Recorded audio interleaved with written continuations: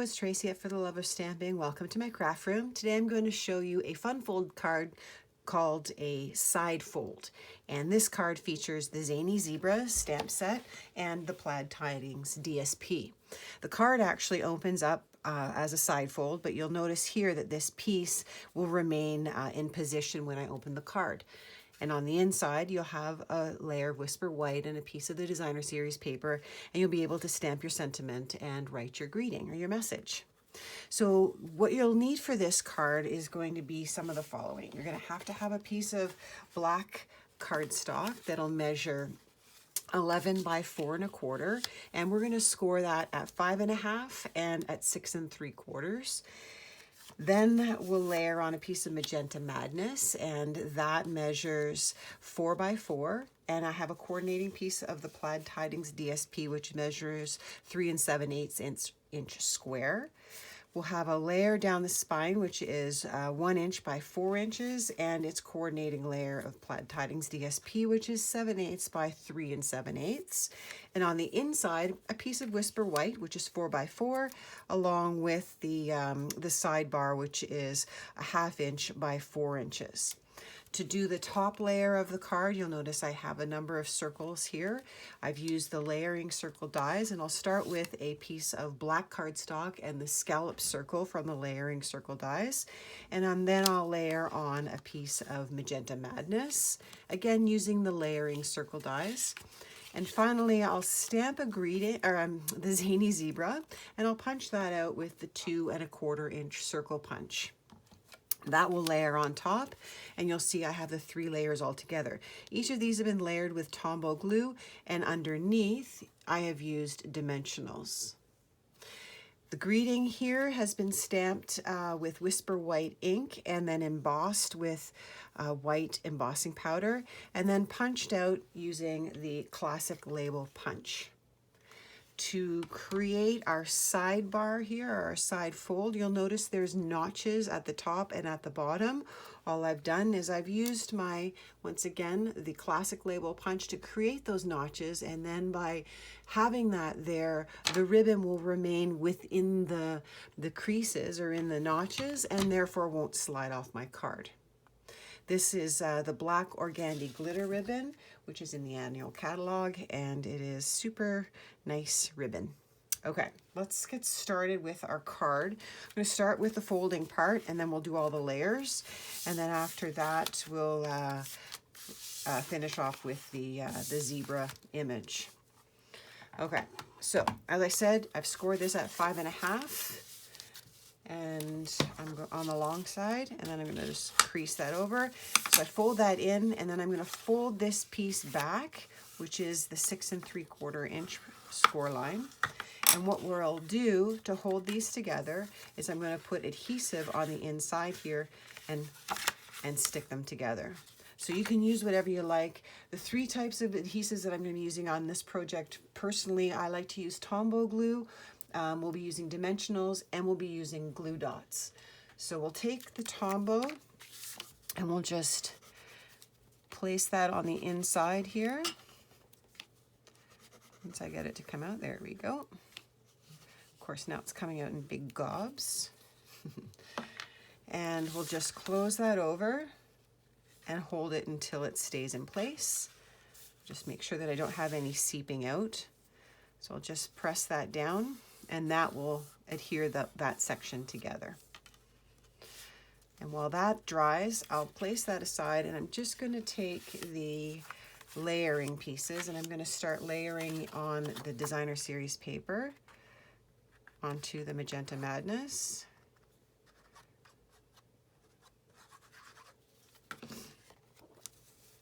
Like so.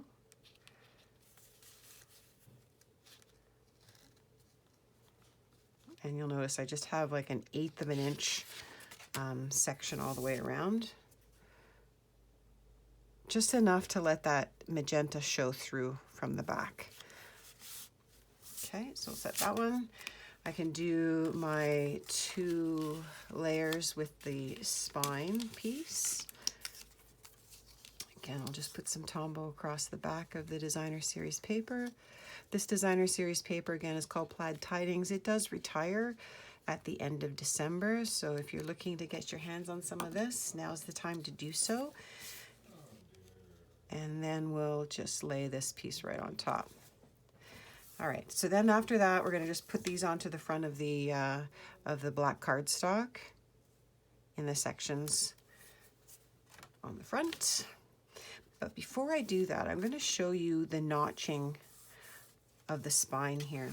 So what I'm going to do is I'm going to take the classic label punch and I'm going to insert it into my cardstock such that the back side of the punch is facing me. Now, if you don't have this punch, you can use a small circle punch to do the same thing. But I wanted to use this one since I had it on hand, and it makes a nice little notch on the top. So all I'm going to do is sort of eyeball this to center it from top to bottom, and then I'll just punch that piece out. So it looks relatively the same distance. I'll punch that, and then we'll slide it in on the other side and do the same thing. Now this notch is going to create a space for me to ensure that my ribbon stays in place and doesn't come out. So I might have made it just a smidge bigger than I wanted to, but not to worry because the designer series paper is going to cover over top of that. All right, so now we've got our 2 notches. I'm going to place this over top, and you'll see that now I just have a small little notch showing, and that will cover up the size or the gap that I made there. Using my Tombow, I'll just cover over this section right here. Lay it right on top like so. Okay, so now I'll let that dry, and in the meantime I'll go ahead and lay this piece on the top. Time for a new Tombow. I think I said in the last video that I needed a new Tombow as well. It's getting there, but every once in a while you think it's finished, and then suddenly it all just comes pouring out. All right, so we'll place this piece right on top here. Again, keeping the frame equal all the way around, which is a 1/4 inch, and lining these pieces up as well. Okay, so that creates that panel there. I'll go ahead and I'll lay the inside together as well. Taking that 1/2 inch by 4 inch piece of designer series paper, and then I'll run that a bead of the Tombow down the back, and then I'll place it onto the left side of the square, lining up the edges. Okay, and that will stick in place, and then I'll adhere that right onto the inside of the card. Right in here, okay? Grab a little bit more Tombow. And place that on the inside. I like using Tombow because you can see I can move it around till I get it so that all of the edges are the same. Can't really do that with some of the tape runners. It doesn't allow you that wiggle room. Okay, all right, so we'll let that dry. In the meantime, I'm going to go ahead and start layering together my circles. Again, I use the layering circle dies, and this is the Magenta Madness, and then I'll lay this right onto the piece of the scallop circle that I had cut out. See if I can keep that up, tipped up so that it keeps pouring for me. All right, so this one goes right on top, and you'll notice it's just enough to let the black peek through, but not too much to make it stand out too much. You just want to have enough there to make it pop. Okay, so let's use the 2 1/4 inch circle punch, and we'll punch out this little zebra, and he just more or less fits. I end up cutting off a little tiny bit of his hoof, but I'm not going to worry about that. Punch that out, set it aside, and then lay that one right on top.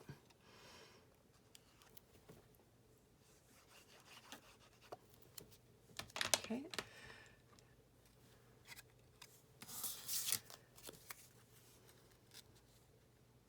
And then I'll take some dimensionals, and I'll put the dimensionals behind I'll use the large dimensionals, and you can see I'm really running out, but that's okay because you can always use these little pieces along the edge. I just took my scissors and cut them a little bit so that I could place, not waste them. Like, there's no point wasting them, right? You want to make sure that you use up all the pieces. Nobody's going to see what they look like, so why not? All right, so I'll put these little pieces, I'll probably take 4 of them here just so that it's even, and make sure that my image doesn't flop around or look lopsided.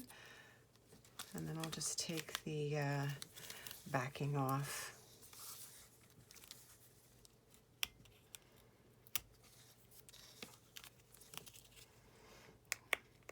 I like to use my paper piercer. Sometimes it helps to pull those little bits off. Sometimes your fingernails are good, but it all depends. Okay, there we go. Oh, this one's going to give me a bit of a hard time, I see. Looks like I have 2 pieces stuck there. There we go. All right, then we'll take the card. Here, I'll just bring this back in so you can see what I'm doing here. I'm just going to put them on a bit of an angle and center them sort of top to bottom at least, and then maybe about a 1/4 inch from the left and on an angle. So it looks like he's kicking up his heels, of course.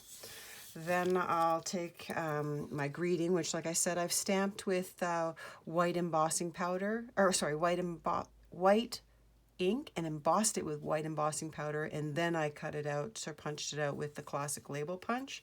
So I'm going to take the smaller dimensionals and put one on the right side, which is this one here.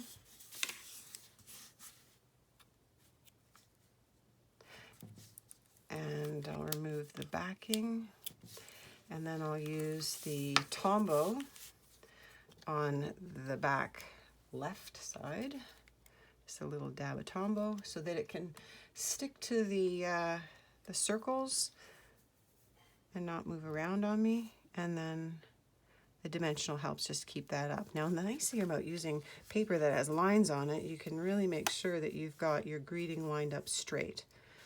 So as you can see, we'll look good. All right, so to finish that off, I'm going to end up using the in color enamel dots, and I'm just going to grab a couple of those, which are here. Now, I found with these little enamel dots, you have to be a little bit careful with them, because if you try to pick them off, they tend to leave the paper backing behind. So when you get the little enamel dot, it's clear. So I found that if I were to sort of give it a little shove, it tends to allow it to come off with the paper intact.